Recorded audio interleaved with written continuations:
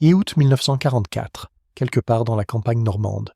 Le soldat Werner Hoffmann, 22 ans, lève les mains au-dessus de sa tête, les doigts tremblants. Du sang coule de son oreille gauche, conséquence de l'explosion d'obus qui a détruit son char 1 heure plus tôt. Autour de lui, la fumée âcre des véhicules en flammes brûle ses poumons. Des soldats français avancent vers lui, fusils pointés, visage dur sous leur casque. Werner ferme les yeux, c'est la fin. 4 ans de propagande lui ont appris ce qu'il attend maintenant. Les Français sont des barbares assoiffés de vengeance. Ils vont le battre, peut-être le tuer. Il pense à sa mère à Stuttgart, qui ne saura jamais ce qui lui est arrivé. Mais la balle ne vient pas. Une main ferme le saisit par l'épaule. Pas brutalement, juste assez pour le faire avancer. Une voix en allemand, avec un accent français prononcé, lui ordonne de marcher. Werner ouvre les yeux. Le soldat français qui le tient regarde droit devant lui, professionnel, presque indifférent. Pas de haine dans ses yeux, pas de joie sadique. Juste un soldat faisant son travail. Si cette histoire vous intéresse, abonnez-vous pour découvrir d'autres récits méconnus de la Seconde Guerre mondiale.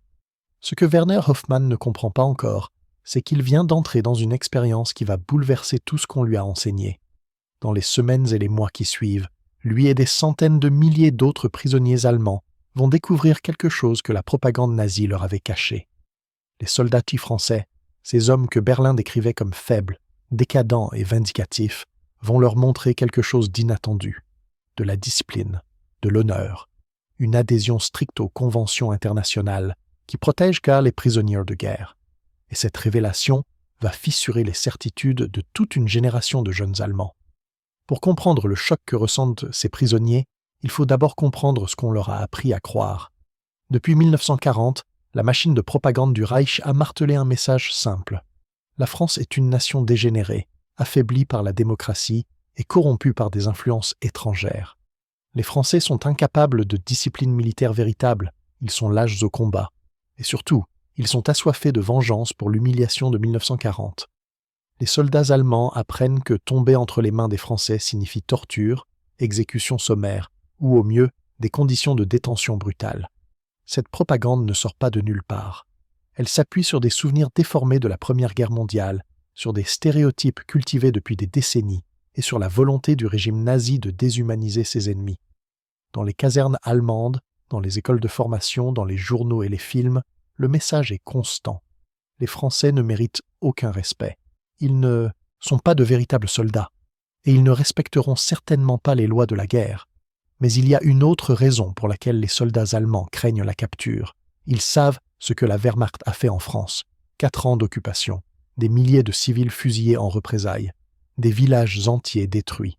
Oradour-sur-Glane, où 642 hommes, femmes et enfants ont été massacrés en juin 1944. Des résistants torturés dans les caves de la Gestapo. Des Juifs déportés vers l'Est avec la complicité des autorités d'occupation. Les soldats allemands ne sont pas tous des criminels de guerre, mais beaucoup savent ce qui s'est passé. Et ils s'attendent à ce que les Français rendent l'appareil. Werner Hoffmann connaît ces histoires. Il a entendu parler des représailles, même s'il n'y a pas participé directement. Son unité de chars a combattu principalement contre d'autres militaires, mais il a vu les villages brûlés, les civils apeurés, les exécutions publiques destinées à terroriser la population. Alors quand il se retrouve prisonnier, il s'attend au pire. La loi du talion. Œil pour œil. Les Français vont lui faire payer ce que l'Allemagne a fait à leur pays. Les premiers jours de captivité sont les plus tendus. Werner et une vingtaine d'autres prisonniers sont rassemblés dans une grange près de Caen. Ils n'ont presque pas dormi depuis 48 heures. Certains sont blessés, leurs uniformes tachés de sang séché. Ils s'attendent à être interrogés brutalement, peut-être battus. Au lieu de cela, un médecin français arrive. Il examine les blessés méthodiquement, sans commentaire, appliquant des pansements, injectant de la morphine aux plus gravement atteints. Il ne sourit pas, mais il ne les brutalise pas non plus.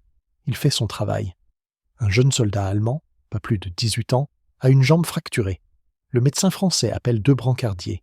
Il soulève le garçon avec précaution, le porte vers une ambulance. Werner observe la scène avec incrédulité. C'est un soldat ennemi qui reçoit des soins médicaux comme s'il était français. Pas de priorité donnée aux blessés français, juste l'application stricte du principe médical. Traiter d'abord les plus gravement atteints, quelle que soit leur nationalité. Cette première fissure dans les certitudes de Werner s'élargit au fil des jours. les prisonniers sont transférés vers un camp de transit près de Bayeux. Là, ils découvrent que les Français ont organisé un système. Les prisonniers sont enregistrés, leurs noms notés sur des listes. Conformément à la Convention de Genève, les Français informent la Croix-Rouge internationale de leur capture. Werner reçoit une carte postale. Il peut écrire à sa famille pour leur dire qu'il est vivant. Le message est censuré, bien sûr, mais il peut écrire. Sa mère saura qu'il n'est pas mort. Cette attention aux procédures internationales surprend les Allemands. Beaucoup d'entre eux viennent du front de l'Est, où les règles de la guerre ont été abandonnées depuis longtemps. Là-bas, entre Allemands et Soviétiques, c'est une guerre d'anéantissement. Peu de prisonniers, encore moins de respect pour les conventions. Mais ici, en France, les Français insistent pour suivre les règles. Pourquoi ? Werner ne comprend pas. Ces hommes ont toutes les raisons de haïr les Allemands. Leur pays a été occupé, pillé, humilié pendant 4 ans. Et pourtant, ils traitent leurs prisonniers selon le droit international.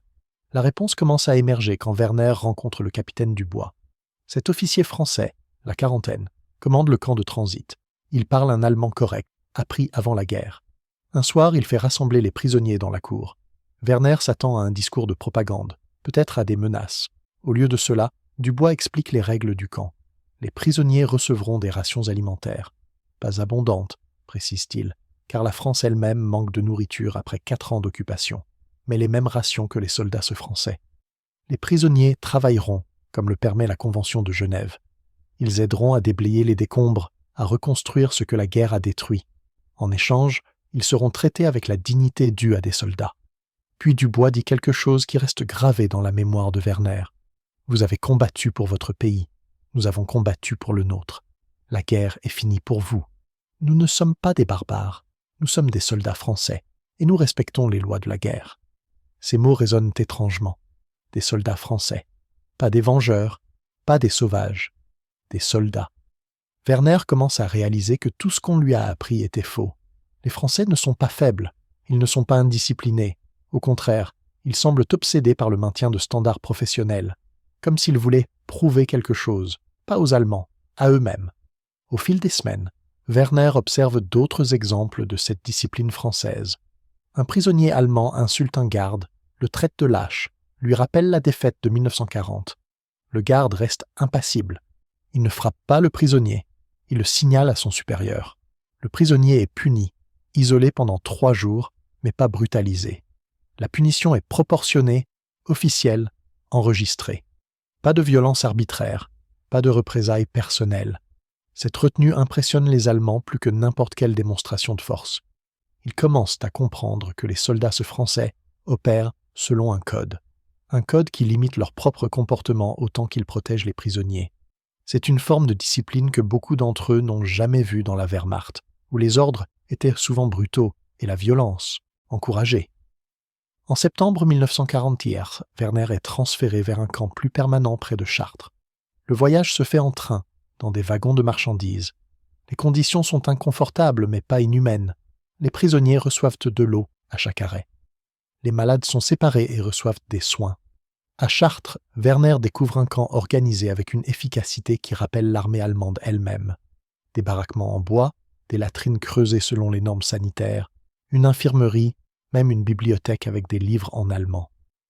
Le commandant du camp, le colonel Mercier, est un vétéran de la Première Guerre mondiale. Il a lui-même été prisonnier en Allemagne en 1917. Il sait ce que signifie la captivité. Lors de sa première inspection, il s'adresse aux prisonniers dans un allemand hésitant. Il leur explique qu'ils vont travailler à la reconstruction de la France. Pas comme des esclaves, comme des travailleurs. Ils recevront un salaire symbolique, conformément à la Convention de Genève. Ils pourront acheter des cigarettes, du papier à lettres, de petits articles de confort. Werner observe que Mercier traite ses propres soldats avec la même rigueur qu'il exige envers les prisonniers. Quand un garde français est surpris en train de voler des rations destinées aux Allemands, Mercier le fait arrêter immédiatement. Le garde est traduit en cour martiale. Le message est clair. Les règles s'appliquent à tous. La discipline n'est pas sélective. Cette égalité de traitement choque profondément les prisonniers allemands. Dans la Wehrmacht, ils ont appris que les règles sont flexibles, que la violence est acceptable quand elle sert les objectifs du Reich, que les ennemis ne méritent aucune considération. Mais ici, les Français insistent sur l'universalité des normes. Un soldat est un soldat, qu'il soit français ou allemand. Un prisonnier de guerre a des droits définis par des traités internationaux, et ces droits doivent être respectés. Au fil des mois, Werner commence à comprendre pourquoi les Français agissent ainsi. Ce n'est pas de la faiblesse, c'est une affirmation. Après 4 ans d'occupation, après l'humiliation de 1940, après la collaboration de Vichy, les Français veulent prouver qu'ils sont toujours une nation civilisée, qu'ils peuvent gagner une guerre et traiter leurs ennemis avec honneur, que la barbarie nazie ne les a pas corrompus. Il y a aussi une dimension pratique. La France a besoin de main-d'œuvre. Des centaines de milliers d'hommes français sont morts pendant la guerre. D'autres sont encore prisonniers en Allemagne. Les villes sont en ruine, les ponts sont détruits, les routes sont criblées de cratères. Les prisonniers allemands représentent une force de travail essentielle pour la reconstruction. Mais les Français comprennent que cette main-d'œuvre sera plus productive si les prisonniers sont traités correctement. La brutalité engendre la résistance. Le respect professionnel engendre la coopération. Werner travaille dans une équipe qui déblaye les décombres à Chartres. Le travail est dur, physique, épuisant, mais il n'est pas différent du travail que font les civils français à côté d'eux. Parfois, des femmes françaises passent, portant des seaux d'eau pour les travailleurs. Certaines crachent au passage des Allemands. D'autres restent silencieuses, le visage fermé. Quelques-unes, rares, offrent de l'eau même aux prisonniers. Werner voit dans leurs yeux un mélange de haine, de fatigue, et parfois, très rarement, une lueur de compassion humaine qui transcende la nationalité. Un jour, Werner voit quelque chose qui le marque profondément. Un prisonnier allemand, un homme plus âgé, s'effondre pendant le travail. Crise cardiaque. Les gardes français réagissent immédiatement. L'un d'eux pratique un massage cardiaque. Un autre court chercher le médecin. Ils se battent pour sauver cet homme, cet ennemi, avec la même urgence que s'il était français. L'homme survit. Plus tard, Werner apprend que le garde qui a pratiqué le massage cardiaque a perdu son frère, tué par les Allemands pendant l'occupation. Et pourtant, il a sauvé un soldat allemand, parce que c'était son devoir, parce que c'était ce que faisait un soldat professionnel. Cette scène cristallise quelque chose dans l'esprit de Werner.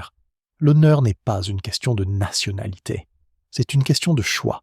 Ces soldats français choisissent d'agir avec honneur, même quand ils pourraient justifier la vengeance. Ils choisissent la discipline même quand personne ne les observe. Ils choisissent de respecter les règles même quand leurs ennemis ne l'ont pas fait. Bien sûr, tous les prisonniers allemands ne vivent pas la même expérience. Dans certaines régions, particulièrement dans le sud où les forces de la résistance opèrent avec moins de structures militaires formelles, le traitement est plus dur. Des exécutions sommaires ont lieu, des prisonniers sont battus. La rage contre l'occupant est trop fraîche, trop intense. Mais dans les camps administrés par l'armée française régulière, les forces françaises libres sous de Gaulle, les standards sont maintenus. Cette distinction n'est pas accidentelle. De Gaulle et ses généraux comprennent l'importance symbolique du traitement des prisonniers. La France veut retrouver sa place parmi les grandes puissances. Elle veut effacer la honte de 1940. Elle veut montrer qu'elle est digne de siéger à la table des vainqueurs. Traiter les prisonniers allemands avec barbarie compromettrait cette ambition. Cela confirmerait les pires stéréotypes nazis sur la France. Au contraire, un traitement correct, discipliné, conforme au droit international, démontre que la France est revenue comme une nation mature et civilisée. Au printemps 1945, la guerre se termine en Europe. Hitler est mort. L'Allemagne capitule. Pour Werner et les autres prisonniers, rien ne change immédiatement. Ils restent en captivité. La France a maintenant environ 740 000 prisonniers allemands sur son territoire. C'est une population énorme à gérer. Les camps continuent de fonctionner. Le travail de reconstruction continue. Mais quelque chose change dans l'atmosphère. La tension de la guerre active disparaît. Les gardes français se détendent légèrement. Les prisonniers allemands commencent à réaliser que leur captivité ne sera pas éternelle. Des discussions commencent sur la repatriation. Quand? Comment? Dans quelles conditions? Werner passe 2 ans en captivité en France. 2 ans pendant lesquels il travaille, observe, réfléchit. Il apprend le français, d'abord par nécessité puis par intérêt. Il lit des livres français dans la bibliothèque du camp. Il discute avec des gardes qui acceptent de parler avec lui. Il découvre une culture qu'on lui avait appris à mépriser. Un soir, un garde français nommé Marcel s'assoit à côté de Werner pendant la pause. Marcel a 35 ans. Il a combattu en 1940, été fait prisonnier, passé 4 ans dans un camp en Allemagne. Il a été libéré en 1945 et s'est immédiatement engagé dans l'armée de la France libre. Maintenant, il garde des prisonniers allemands. Werner lui demande pourquoi il ne les hait pas. Marcel fume sa cigarette lentement, avant de répondre. « Je vous hais, dit-il calmement. Je hais ce que votre pays a fait au mien. Je hais les années que j'ai perdues. Je hais la mort de mes amis. » Il écrase sa cigarette. « Mais je ne vous hais pas personnellement. Vous êtes un soldat. J'étais un soldat. Nous avons obéi aux ordres. Maintenant, la guerre est finie. Si je vous traite mal, je deviens ce que vous étiez. Je refuse de devenir ça. » Cette conversation reste avec Werner longtemps après. Marcel a articulé quelque chose que Werner ressent confusément depuis des mois. La discipline et l'honneur ne sont pas des faiblesses. Ce sont des choix conscients de ne pas laisser la haine détruire son humanité. C'est plus difficile que la vengeance, c'est plus difficile que la brutalité. Mais c'est ce qui sépare la civilisation de la barbarie. En 1947, Werner est finalement rapatrié en Allemagne. Il rentre à Stuttgart, retrouve sa mère, découvre une ville en ruine. L'Allemagne est détruite, occupée, humiliée.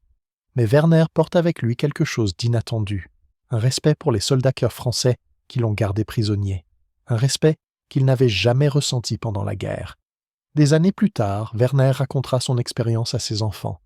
Il leur dira que les Français lui ont appris quelque chose que l'armée allemande n'avait jamais enseigné, que la vraie force militaire n'est pas seulement la capacité de détruire, c'est aussi la capacité de se retenir, que la vraie discipline n'est pas seulement l'obéissance aux ordres, c'est l'adhésion à des principes, même quand c'est difficile, que le vrai honneur n'est pas dans la victoire à tout prix, c'est dans la manière dont on traite ses ennemis vaincus. L'histoire de Werner n'est pas unique. Des centaines de milliers de prisonniers allemands ont fait une expérience similaire. Pas tous. Certains ont été maltraités.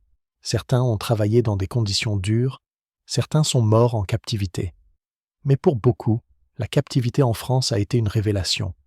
Les Français qu'on leur avait appris à mépriser se sont révélés être des soldats professionnels, disciplinés, attachés à des standards qui transcendaient la haine nationale. Cette expérience a eu des conséquences durables. Après leur libération, de nombreux anciens prisonniers sont devenus des voix pour la réconciliation franco-allemande. Ils ont raconté comment ils avaient été traités. Ils ont démenti la propagande nazie. Certains sont même retournés en France, ont épousé des Françaises, se sont installés dans le pays qui les avait gardés prisonniers. Il y a une ironie profonde dans cette histoire. L'Allemagne nazie avait construit son idéologie sur la supériorité raciale, sur l'idée que les Allemands étaient intrinsèquement supérieurs aux autres peuples européens. Les Français en particulier étaient décriés comme décadents et faibles. Mais quand les deux armées se sont affrontées, puis quand les Français ont eu l'occasion de traiter leurs ennemis vaincus, ce sont les Français qui ont démontré la discipline supérieure. Pas la discipline aveugle de l'obéissance, mais la discipline plus difficile de l'adhésion à des principes moraux, même sous la pression de la haine et du désir de vengeance. Le traitement des prisonniers allemands par les Français n'était pas parfait. Il y a eu des abus. Il y a eu des moments où la rage l'a emporté sur la retenue. Mais dans l'ensemble, particulièrement dans les camps administrés par l'armée régulière, les Français ont respecté les conventions internationales. Ils ont traité leurs prisonniers comme des soldats, pas comme des criminels collectifs. Et ce faisant, ils ont démontré quelque chose d'important sur la nature de l'honneur militaire. L'honneur n'est pas dans la brutalité. Il n'est pas dans la domination totale de l'ennemi. Il est dans la capacité de gagner une guerre tout en maintenant son humanité.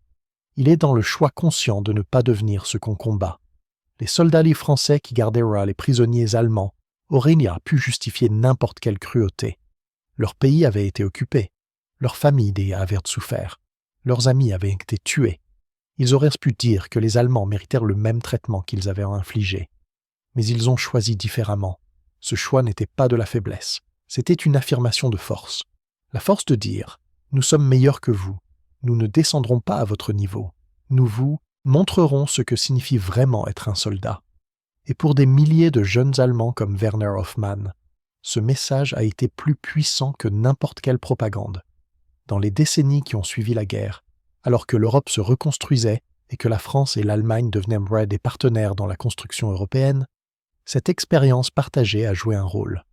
Les anciens ennemis ont découvert qu'ils pouvaient se respecter mutuellement, que la nationalité ne déterminait pas le caractère, que des soldats des deux côtés avaient combattu avec courage et, dans le meilleur des cas, avec honneur. L'histoire de Werner Hoffmann et des centaines de milliers d'autres prisonniers allemands en France est un rappel que même dans la guerre la plus totale, la plus brutale, il reste de la place pour la dignité humaine. que les choix individuels comptent, que la discipline et l'honneur ne sont pas des concepts abstraits, mais des décisions concrètes prises moment après moment, jour après jour. Quand Werner est rentré en Allemagne en 1947, il portait avec lui un souvenir inattendu. Pas de brutalité, pas de vengeance, mais l'image d'un capitaine français expliquant calmement les règles du camp, l'image d'un médecin français soignant des blessés ennemis avec le même soin que ses compatriotes, l'image d'un garde français sauvant la vie d'un prisonnier allemand malgré sa propre douleur personnelle. Ces images ont défié tout ce que la propagande nazie lui avait enseigné. Elles ont prouvé que les Français n'étaient pas faibles, qu'ils n'étaient pas décadents, qu'ils possédaient une forme de force que l'Allemagne nazie n'avait jamais comprise. La force de la retenue, la force de l'honneur, la force de la discipline véritable, et peut-être, dans les années sombres de l'après-guerre, alors que l'Allemagne faisait face à ses crimes et reconstruisait son identité nationale, des hommes comme Werner ont aidé à montrer un autre chemin, un chemin où la force militaire s'accompagne de responsabilités morales, où la victoire ne justifie pas tous les moyens, où même dans la défaite, même dans la captivité, l'humanité peut être préservée. Les soldats français qui ont gardé ces prisonniers ne cherchaient pas à être des héros, ils faisaient simplement leur devoir tel qu'ils le comprenaient. Mais en le faisant, en maintenant leur standard même quand c'était difficile, même quand la vengeance aurait été compréhensible, ils ont accompli quelque chose de remarquable. Ils ont démontré que la civilisation n'est pas un état permanent, mais un choix constant, et que ce choix est le plus significatif précisément quand il est le plus difficile à faire. C'est cette leçon que Werner Hoffmann a rapportée de sa captivité, une leçon qu'il n'avait jamais apprise dans les rangs de la Wehrmacht, une leçon enseignée non par des mots, mais par des actions, par des soldats français, qui jour après jour ont choisi l'honneur plutôt que la haine, la discipline plutôt que la vengeance, l'humanité plutôt que la barbarie. Et dans ce choix, ils ont prouvé quelque chose que la propagande nazie n'avait jamais pu comprendre, que la vraie force ne se mesure pas seulement sur le champ de bataille, elle se mesure aussi dans la manière dont on traite ses ennemis vaincus, dans la capacité de gagner une guerre sans perdre son âme, dans le courage de maintenir ses principes même quand personne ne regarde, même quand la vengeance serait facile, même quand l'ennemi ne mérite peut-être pas cette considération. C'est l'histoire que Werner a rapportée chez lui, une histoire de choc et de révélation. Une histoire qui a commencé avec la peur d'un jeune soldat levant les mains, en signe de reddition, s'attendant au pire, et qui s'est terminée avec une compréhension nouvelle de ce que signifie vraiment être un soldat. Pas seulement combattre, mais savoir quand ne pas combattre. Pas seulement détruire, mais savoir comment construire. Pas seulement haïr, mais savoir comment transcender la haine. Les soldats français qui l'ont gardé prisonnier lui ont donné un cadeau inattendu. Pas la liberté, pas immédiatement, mais quelque chose de plus précieux, une leçon sur l'honneur, une leçon qu'il porterait avec lui pour le reste de sa vie, une leçon qui, multipliée par des centaines de milliers d'autres prisonniers, aiderait à construire les ponts qui permettraient à deux nations ennemies de devenir des partenaires. Et tout a commencé avec un choix simple. Le choix de traiter un ennemi vaincu non comme un monstre, mais comme un être humain. Le choix de respecter les lois de la guerre même quand l'ennemi ne l'avait pas fait. Le choix de la discipline et de l'honneur, même dans la victoire, même dans la rage, même dans la douleur. C'est ce choix qui a choqué Werner Hoffmann et des centaines de milliers d'autres. Et c'est ce choix qui, finalement, a prouvé que les Français possédaient exactement ce que les nazis leur avaient nié. La force, la discipline, l'honneur, non pas malgré leur humanité, mais précisément à cause d'elle.